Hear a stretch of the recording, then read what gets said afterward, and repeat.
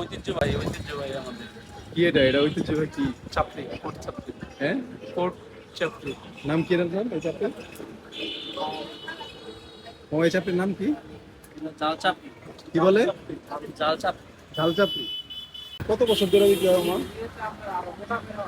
শুরু থেকে 100 বছর ছাড়িয়ে গেছে, বুঝতে পারবো না কত বছর। 100 বছর? আরো বেশি হতে পারে। 100 বছরের ব্রিটিশ যুগে যখন কোটা ছিল তখন থেকে এটা।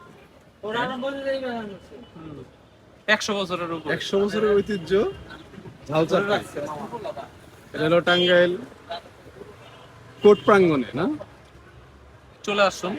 আলু ভর্তা, একটা পেঁয়াজ দিয়ে কাঁচামরিচ দেওয়া, সরিষার সাথে।